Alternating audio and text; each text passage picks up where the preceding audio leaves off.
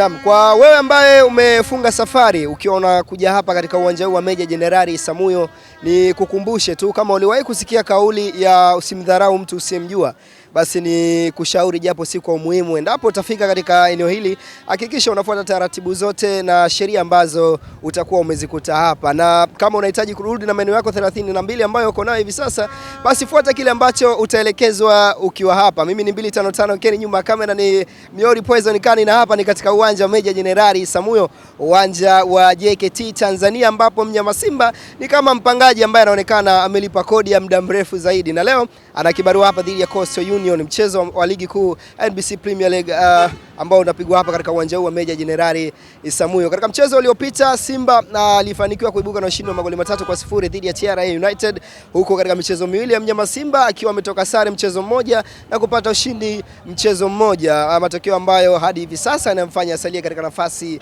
ya tatu. Kwa upande wa Coastal Union, yeye mchezo uliopita alipoteza dhidi ya Singida Black Stars, huku mchezo wa nyuma alipata suluhu ya bila kufungana. Leo na kibarua hapa dhidi ya Simba kuhakikisha kama anaweza kujinasua kutoka kule ambapo yupo hivi sasa. Coastal Union yupo katika nafasi nzuri katika msimamo wa ligi kuu. Ni nini ambacho leo atakwenda kukifanya katika uwanja huu, huku akiwa anacheza na miongoni mwa timu ambazo hivi sasa zimekuwa na kiwango bora, kwa maana ya Simba Sports Club. Mpenja TV tupo hapa kwa ajili ya kuhakikisha tunakuletea kile ambacho kinaendelea kutokea hapa, na tayari vikosi vya timu zote mbili vimewasili katika uwanja huu wa Meja Jenerali Isamuhyo.